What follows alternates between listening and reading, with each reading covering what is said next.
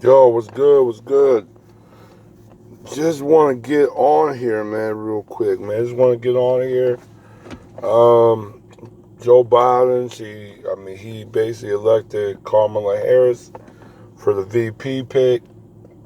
Um, wasn't really surprising, but like I said, he was already doing bad with numbers of the black support, black votes anyway. So I think he was trying to see if he could salvage, but he shot himself in the foot so many times with his remarks that it's pretty much like a dead on arrival. And with Kamala Harris, you're going to pick a woman that was already toxin in the primaries. And she was the first to have to bow out of the primaries.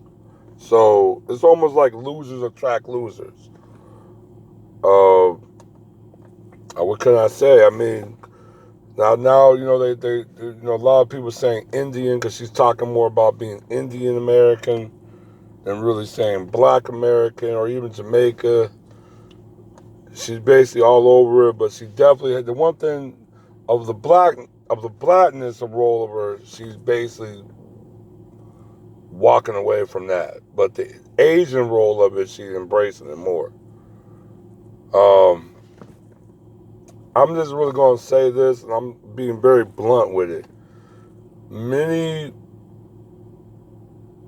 non-black women and even many white women, they wasn't really pleased with the pick at all, with the Kamala Harrison pick.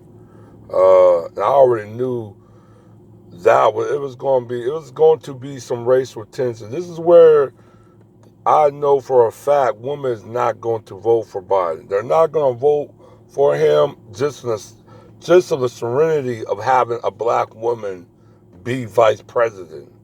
Something that white women have been trying to obtain for decades now. They're not going to put a black woman or somewhere a woman with African descent. We even see she's trying to put herself into I'm Asian American. They still see a black woman. So they're not going to put a black woman over what they're trying to get. They look like, even when you think about it's going to remind them too much of even Obama beating Hillary Clinton. So that's not going to happen regardless. Also, too, black people are not going to vote or support this ticket at all. Maybe the boomer generation, some of the boomers, maybe. The younger generation, they checked out. I'm one of them. I checked out. I'm done. I'm not voting at all in the election. If I vote, I might go down ballot or third party, or I might won't vote, period. But I know I ain't voting for Biden or Trump. And most likely in a scenario between the most authentic white supremacists, normally the dominant society pick the most authentic one that's really stomping for white supremacy, anti-black hostilities. That's really, really showing more of that type of foundation. They're gonna choose that. This coalition that the Democrats want to pick. Let me just be honest and blunt to you as well. The highest Hispanics ever picked and voted for Democrat was in the high 60s. That was it. They never even broke 70s. Same way with whites. The highest whites might go in a Democrat favor is like around 55 to 60%. And everything else go right to Republican. Blacks are the only one that cross the threshold of 70 or 80% every time.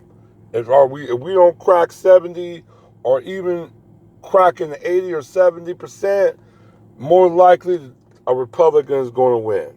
That's kind of what it is. If you want to talk about histories of voting about racial composition, that's the racial composition. And from that vote, and what that tells me, that the Democrat is going to go without the black vote, and that's cool. Good luck and peace. We survived 4 years of Trump. We can survive another 4 years of Trump, and that's how it's going to be. But like I said, like you say, he sanked his election campaign. I mean, he sanked it. That's how I look at it. A lot of people it's not gonna budge. We bounced her off the first time, and we'll just, like I said, we'll go on and crash it again. All right, one.